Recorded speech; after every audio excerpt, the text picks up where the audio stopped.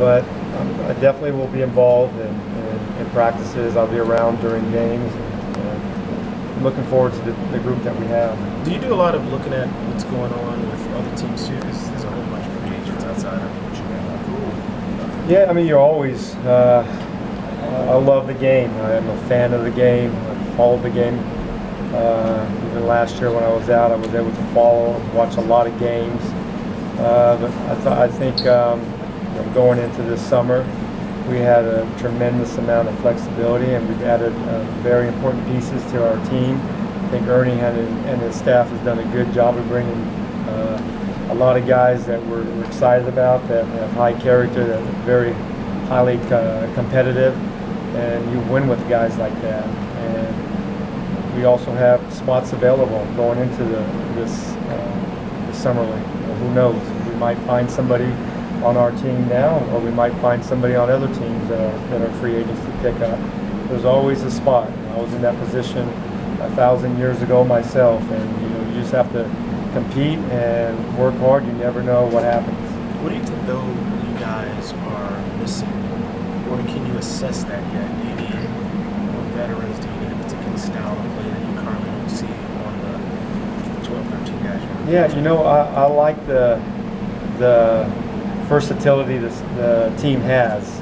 Obviously, we have I've said this many times, we have a dynamic backcourt in Bradley and John, three-time All-Star, age 25 or 26, and then Bradley has the potential to be one of the best two-way players in the league.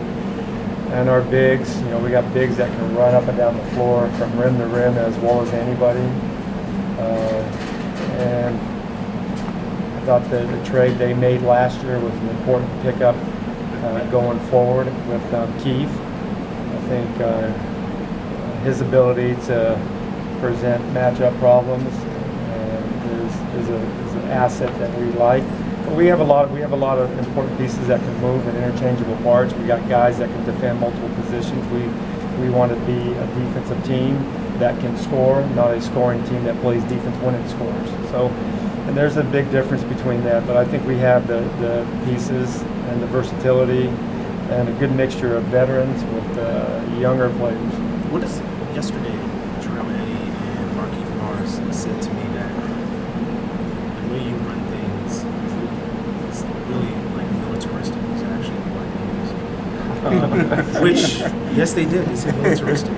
Wow. I was asking the differences of what it's like, and it says everything is a certain way where you're not going to play. And I said, well, how does that compare to, you always hear Scott Brooks referred to as a player's coach, but they will also say that you can crack skulls too, right? So yeah, how does that work? I've heard about it for many years. I've played for a lot of great coaches, and so I try to pick up things from all of them through the years. But players coach, I don't really know what that term means. I like to look at myself as a fair coach. I'm an effort-based coach. If you're giving good effort, I enjoy working with you, and I enjoy being around you, and we can fix the flaws together. But I like things done a certain way, and if it gets below that way, it needs to be addressed. But I also give the players flexibility and let them play with their strengths and their creativity. But they have to be able to compete on the defensive end. There's things I say, and I say it often to the guys, that we have 82 games a year, and we have to be our best at all 82 games. And I understand that the schedule is tough, but we all have the same tough schedule, and you have to deal with it, and you have to prepare. Militaristic, I don't think I've ever been thought of as that. And this was their word, not mine. I got to talk to those guys. But I like things done a certain way. This is a first-class organization, and we want our players to treat it that way, and we want our players to give everything they have for our fans. We know why we're here, because everybody loves the game of basketball, and to me, the game is easy. It's an easy game if you do it the right way, and you play with a great effort, and you play together as a team. When you don't do that, when there's hidden agendas and there's other things that you have to navigate through, that's when it becomes difficult and not very fun to be around. Because last season there were questions about the defense effort. You know, just internal bickering. They see those other guys saying they didn't have as much bickering. Joe Ross in all these years here. How much does that? Do you wipe the slate completely clean and ignore all of that, or do you? Because so many pieces have changed. Like how you kind of manage that. Well, I mean, it's all new to me. You know, outside looking in, you know, obviously I believe everything that I read and everything that you guys threw out there about the team. So I heard it all. And I believe everything. Trust me, you guys are never off. You know, it happens with a lot of teams, and it's not gonna.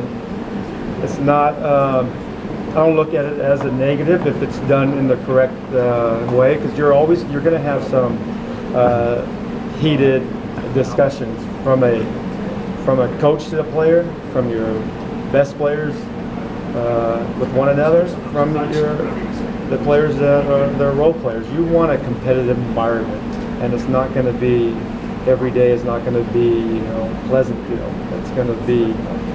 We want to keep pushing each other, but I don't look at what they've done in the past, other than I know they have a good team, and you know, obviously health is very important. But I do things a certain way, and I expect the players to act a certain way, not only on the court with one another, off the court with one another, off the court with the community. We all represent the game, the NBA. It's our job. It's a privilege to be in here, to be in the NBA, and you have to understand that they could be taken away pretty quickly, not only as players but as coaches also. So I'm excited with the group. I think we have we have a team that should improve each month, and I'm looking forward to improving the team each month. Scott, with all the new players, particularly on the bench, does that change how you kind of prepare? I mean, you have the core guys, the starters, but so many new faces coming in off the bench. Does that change anything for you? Yeah, you know, it's the thing with me, all the faces are new.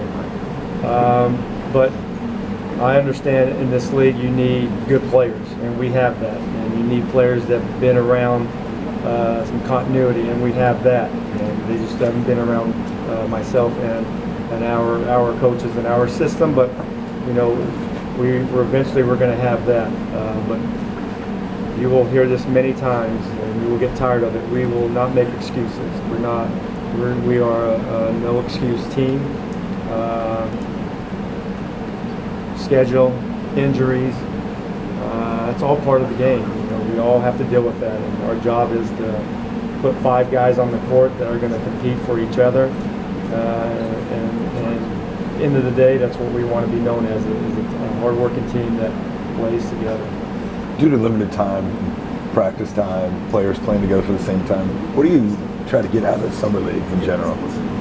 Well, the thing with Summer League, it's hard for players and coaches. You only have, you know, a couple of days to get to know each other, to figure out their strengths and weaknesses, and try to shore them up individually and collectively as a group.